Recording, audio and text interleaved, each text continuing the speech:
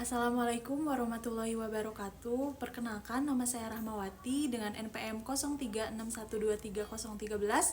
Di sini saya akan membuat video pembelajaran tentang siklus menstruasi dari mata kuliah Biologi Reproduksi dosen pengampu Dr. Dadang Jainuddin. Nah, di sini saya akan menjelaskan tentang siklus menstruasi. Nah, bagi para perempuan pasti merasakan apa itu siklus menstruasi. Nah, di sini saya akan menjelaskan tentang siklus menstruasi. Simak video ini ya. Dadah.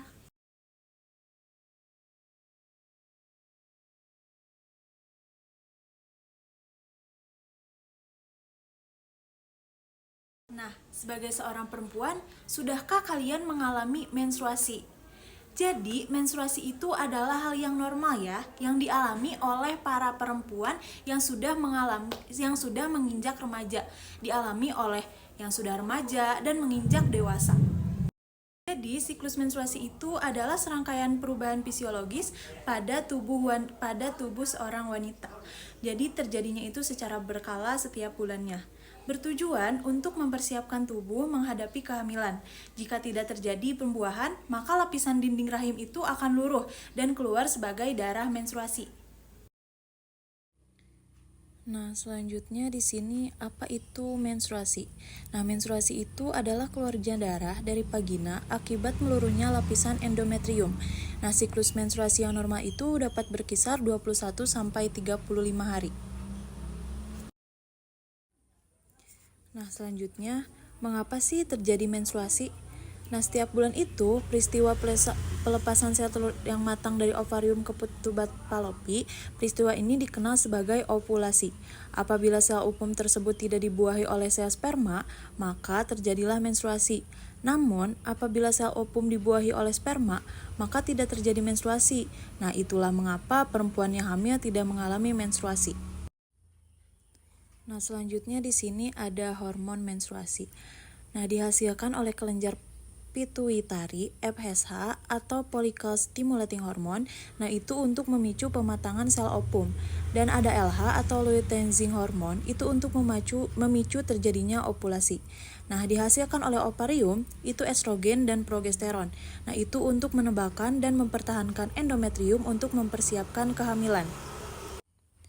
Nah, selanjutnya di sini ada dua siklus menstruasi yang terjadi di ovarium dan uterus. Yang pertama itu siklus uterus, siklus ovarium itu menggambarkan perubahan yang terjadi pada folikel ovarium. Yang kedua itu siklus uterus. Siklus uterus itu menggambarkan perubahan yang terjadi pada lapisan. Nah, selanjutnya di sini ada siklus ovarium. Yang pertama itu ada fase folikuler. Nah, fase folikuler ini terjadi pada hari ke-1 sampai 14 dalam siklus menstruasi. Fase folikuler ini diawali dengan proses pematangan sel ovum yang dipicu oleh hormon FSH. Nah, folikel yang berkembang ini akan menghasilkan hormon estrogen.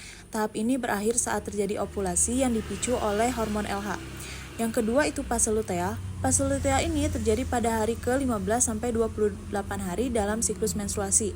Nah, dimulai setelah terjadinya ovulasi sampai ke awal siklus menstruasi berikutnya.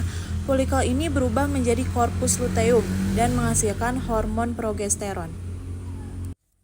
Nah, selanjutnya di sini ada siklus uterus, ada 3 tahap. Yang pertama itu menstruasi. Menstruasi itu endometriumnya itu meluruh akibat rendahnya hormon estrogen dan hormon progesteron. Terjadi pada hari ke-1 sampai dengan hari ke-5.